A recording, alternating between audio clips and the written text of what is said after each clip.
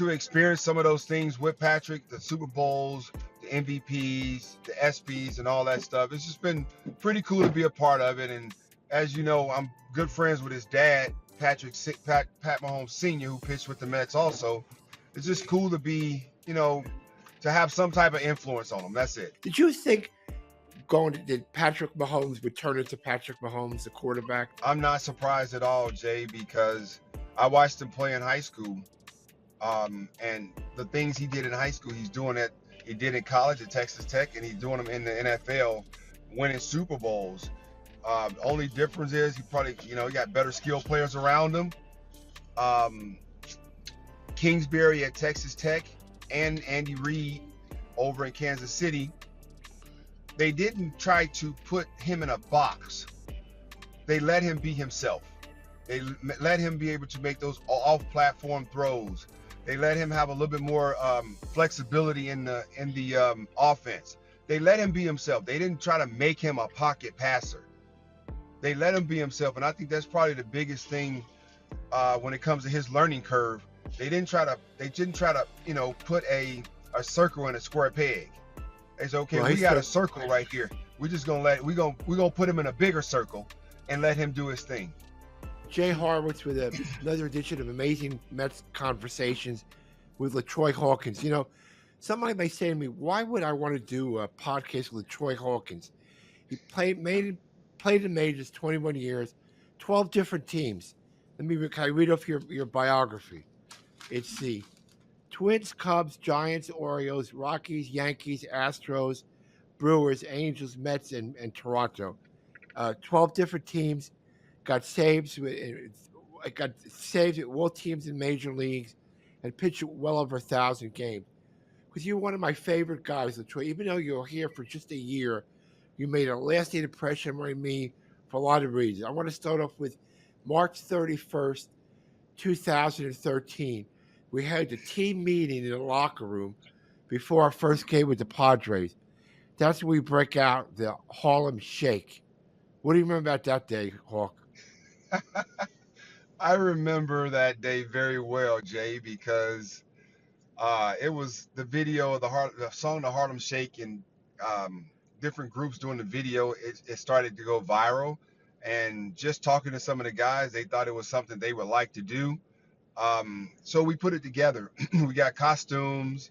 If you look at the video, I'm walking around with the Incredible Hulk hands and a mask on, and some other guys had on some other costumes, and I think it was just a good way to start the season off. Good vibes.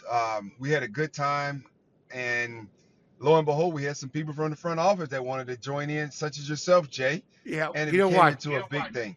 Hawk, that cost me a lot of money that day. I'll tell you why. 2 years before the end of 2011, I fell and broke my ankle. I was out. The first extended time I was out, I was hospitalized, and I was in a hotel right by Citi Field. I was running to get out of the rain. I tripped in a hole, broke my ankle. I was lying on the floor. Nobody would pick me up in the rain. He thought I was drunk. So, make a long story short, I was suing the Holiday Inn for the pothole. I did the video, and Jeff Wilpon was our owner at the time, wanted me to participate. So I'm hopping around there, and my lawyer at the time said, Jay, I love the video, but you cost yourself about $1 million. How can I tell people your ankle is bad? You were hopping around like a jerk. So I took one for the team that day, LaTroy. I did my best and cost myself a lot of money, but it was worthwhile. Remember at the end of the day, going into Terry Collins' office, you were number 32, and David Wright's wearing number 5. I'll never forget the expression on Terry's face. You remember that? He said, what the hell's going on? We had our jerseys on backwards also. Yes. We had them on backwards. Well, oh, man. Terry was a good sport about it. He laughed, just shook his head, was like, you guys are nuts. Yeah. Oh, we had a good time. And now tell me just at the beginning of the season, you're 41 that year. I think in 13. I think you're just 41 or something like that years old. And that's you signed a minor league contract, and you were getting set to pack it in before you came to the Mets. You remember what went through your mind back then? I remember I didn't have any I didn't have any offers. Weird. Trying to get my nephews their water. There you go. I didn't have any offers, and I was coming off of the my season with the Angels where I broke my finger on a line drive, and didn't have a terrible year, but at least I thought I should be able to get a major league job. I've had a major league job for the last 14 years straight, and nothing. And probably about 2 weeks before spring training is about to start, Sandy Alderson and my agent Larry Reynolds spoke, and he offered me a minor league deal. And I'll never forget, I was sitting on the couch when Larry called me and was like, "Hey, I got you a minor league deal with the New York Mets." And I said, "Minor league deal?" I said, "I'll retire before I take a minor league deal. I'll retire before I take a minor league deal." I was like, "I pitch well enough to have a major league deal." Ego, ego, ego. And he was like, "Whoa, whoa, whoa, LaTroy, take a couple of days to think about it, and just remember, Sandy also said, if you stay healthy, you're going to make the team. So the minor league deal is pretty much irrelevant. You just got to stay healthy. Right. You'll make the team." And I'm telling myself, like, I said, "You know what? I want to hear Sandy say that." So next day, Sandy and I talked. He told me that, and I accepted the deal. But I was not happy having to take a minor league deal. And you know what? And you know the part about that was more upsetting? Just seeing the traveling secretary walk around and give everybody a full envelope full of money, and I didn't get a full envelope full of money. You deserve more than that, Hawk. Yes, I thought I deserved at least the full, like the 40-man roster guy, spring training amount. I thought I deserved that, but I understood the way the collective bargaining agreement worked. It just didn't feel good to me. That's all. So you know what? So the end of this story is, you Bobby Parnell winds up getting hurt. You wind up being the Mets closer that year, 3-2 ERA 2.9, 13 saves, and you really made the best of that situation. We weren't a great team, but you end up having a great year that year. Yeah, you know what? You said it right. You just make the best of whatever situation you're in. The fact that we didn't have a good year, coming out of spring training, we all got this. We're very upbeat about it, but essentially, you're also auditioning for the job, your job next year, or being able to be traded to a contending team. So, whenever you're on the field, you want to do your best. I don't care what your team record is. You want to do your best, and I just happen to be around a lot of great players. Man, David Wright was amazing, amazing. Scott Atchison, David Artsma, uh, Buck, our catcher. We had some really good guys on that team. Justin Turner, Ike Davis. We had some good guys on that team, and At the like you said, we wasn't that great, the but we had fun. beginning of Harvey and DeGrom too. That was the year you saw them pitch at the beginning. And Harvey Wheeler. DeGrom was in the minor leagues, Yeah, and Wheeler. Wheeler, right? And Wheeler, Do correct. you Harvey, follow any of those guys now, LaTroy? Now I know you work for the two. Do you follow their progress? Like Wheeler turned out to be one of the best pitchers in baseball now, and you keep track of them at all? I definitely keep track of Wheeler, and when Harvey was still around, I definitely kept in contact with him, and try to when he was pitching, I would try to tune in. But you're right, Wheeler's turned into one of the most consistent pitchers over the last 8 to 10 years. It's pretty amazing, man, what he's able to do, but um, how consistent he is. But just watching him his rookie year, his body type, his ability to, control the strike zone, throw all his pitches for a strike, and he's only gotten better since then. And he moved over to the Phillies and got the big contract, and he got the big contract, but he's steady getting better, and that's why they've made it to the World Series since he's been there. And Troy, do you remember? And Jeremy Hefner was now our pitching coach, pitched for the Mets that year. Did you remember much by play with Jeremy at all? yes, I remember talking with being with Hef that year. I remember we would go over to what is the spot? Sean Clancy's spot. I forgot the name of it now because it Oh, closed down. Foley's. Foley's. We would go over Foley's and I remember he had a tornado went through his area in Oklahoma, Oklahoma, right? I and we was went there. over there and raised some money for Hef. Yeah. And before we hired Hef here with Minnesota, our GM Thad and Derek Falvey, they called me and asked me about Jeremy Hefner, and I was like, oh yeah, we can get Hef. We need to get Jeremy. And lo and behold, he came over here. He left us to go over there, and he's doing a wonderful job. And Yeah, he I'm not is. surprised. He had the great work ethic. And he survived 2 Tommy Johns too, so he paid his dues. So I He mean, definitely paid his dues. you know what I appreciate with you, Hawk. You helped me with the younger guys with the meet. I don't know if you remember. I remember more than once I went to you. Bobby Smith doesn't want to talk. Could you help me with it? You were my conduit to, my thing was to get the guy be accountable. I know on more than one occasion, you helped me with the young guys to face up to the meeting and face the challenge. You remember that part of it? I remember I'm with you all the time for help. I do remember that, Jay.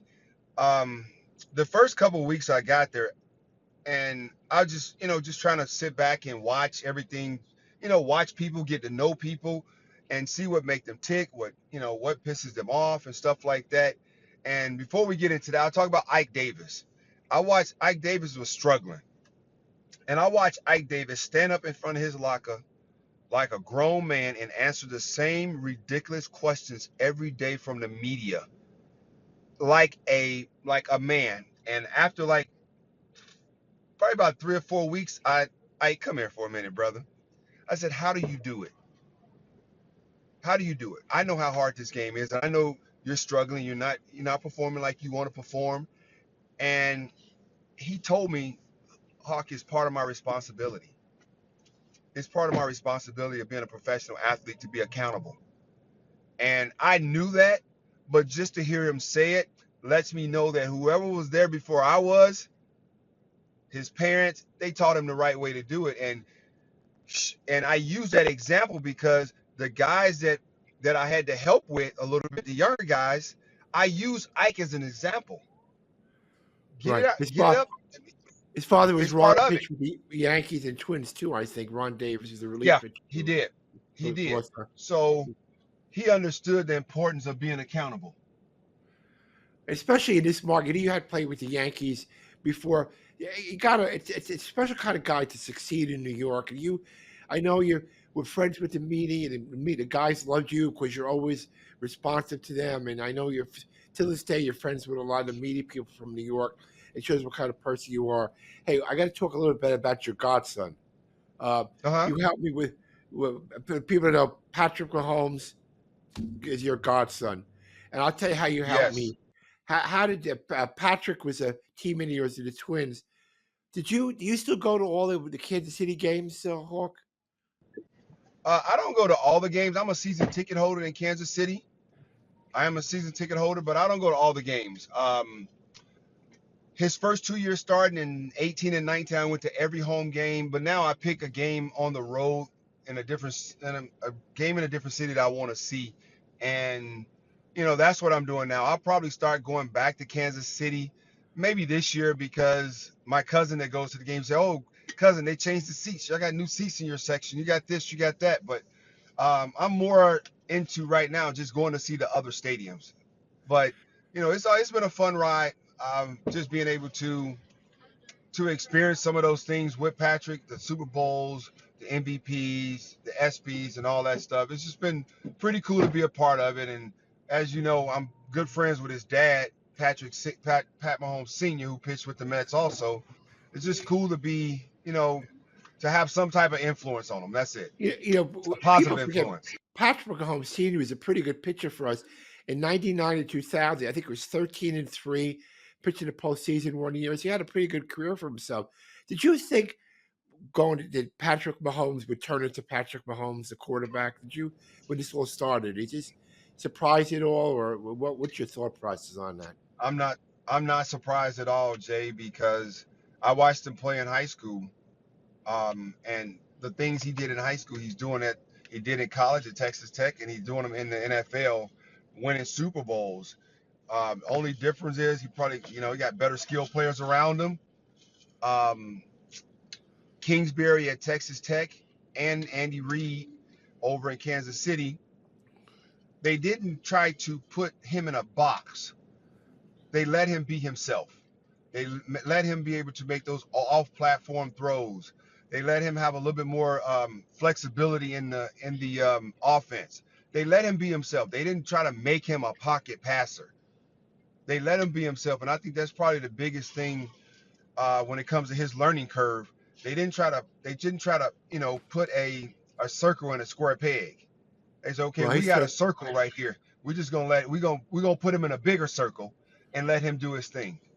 I remember young Patrick running around the field shagging fly balls in our World Series of 2000. He used to shag with Mike Hampton, one of our pitchers, and catch everything Mike couldn't catch. But one thing I got to give you credit. You helped get my Twitter career going. I used to go all the time. How many cattle did you sell today? I think I tweeted more about your cockamamie cattle back in those days, Hawk. Do you remember? I said, what? You tell me you sold the ranch though, right? You don't have the ranch anymore. Or we sold the cattle. We still have it. We sold the cattle. We still have it. We actually lease our land to some other ranchers, so their cows are on our property, eating our grass and drinking our water. So, it's a lot easier that way. We make a little bit more money doing it that way as opposed to having our own cows and having to do the maintenance and all that good stuff. You lease the land. The people that own the cows, they do all the maintenance. So that's the best part about it. But I had um, about 20 tweets about your cattle. It was great. And I was starting to tweet then. And you really helped get my career along. Hawk, tell people what you know. You worked for the Twins with my good friend Mike Kadire, another great Met. Do you like any other side, the front office side of it now? um, Jay, my title is Special Assistant to Baseball Operations and Valley Sports Analyst for the Minnesota Twin. So That's a I do big about title, 30 Hawk. to it's two titles. I do a broadcast, and I work with our minor leaguers and some of our major leaguers. I go around our minor league teams and check on our guys, and and I do some scouting because I coach with the 18U national team. So I do some like I said, scouting. Give my scouting report on some of the top players in the country that are draft eligible. But essentially, just being able to keep one foot in the game and one foot out, because I still have open schedule where I can do some of the things that I like to do. Like right now, I'm in the middle of a week's trip with my two nephews, Edward and Elijah. We drove from Texas to Indiana on Tuesday. Now we're heading back to Texas. Now I told you I pulled on the side of the road in Well, I Joplin, appreciate it. Missouri. You know, Yep. you're So and you're I a had them great out playing example to football. the young guys, LaTroy. I think a seventh round draft pick. You made most of your career. I think I had over 125 saves as a setup guy. You pitch it in the major leagues at a high level for 21 years. I mean, you didn't do it the easy way. I mean, you made a great career for yourself, and the way you approach the game and how you treat people. I'm sure you got great messages for all the people in your organization. Yeah, you know what? When I think about how many years I played, they was like, wow, that was a long time. I said, man, when you get in it, you put your head down, you go to work, and when you look up, you at arbitration, you put your head down, you at free agency, you put your head down, now you at the full pension 10 years, and I just kept putting my head down, understanding the type of pitcher I was, understanding my market, um, understanding what I brought to the table just besides my ability to throw strikes and get guys out, being a leader in the clubhouse, having a positive impact wherever I, you know, wherever I put on a uniform at. And I think that's one thing a lot of guys don't understand. Being you go somewhere and having a positive impact where, people are still talking about you 10, 12, 15 years after you played there. My Coley is a perfect example of what you meant to me. The Met. Is it last question, Troy? Is it safe to say that David was a captain then, but you were really captain 1A? You did so much in the locker room to keep people together. Helped organize the Harlem Shake thing. I mean, even though you were there for 1 year, you really became a leader of the Mets clubhouse that 1 year in 13. Well, you know what? Tell people about David Wright, man. He's such a special dude. When I signed over that minor league contract, the first person who called me was David Wright. That's him. Me and That's him. yep, David and I talked, asked me where I was going to try to live. He told me good places to live. We talked about what we envisioned for the team this year. And once I got there, I started I just started to pay attention and seeing where he needed help at, because all the leaders, we all have help, and just trying to pick up where, when he's, when he's in a stretch where maybe he's in a slump or something, where, he don't really have that much time, picking up right there, or picking up when, he's on the injured list and he's not around the team as much. Now I got to take on more responsibility, but I just Right. always wanted to help him out because he was an incredible leader. You But did that being a with leader, you can't do everything yourself. in tenfold, Hawk. Well, listen, I appreciate all the friendships during the years, and stay in touch. And Yeah. LaTroy, as always, I appreciate your time and good luck with everything you're doing, man. Thank you, Jay. I appreciate you, man. And hell, I'll be in touch with you at some point. Anything you need, you know where I am.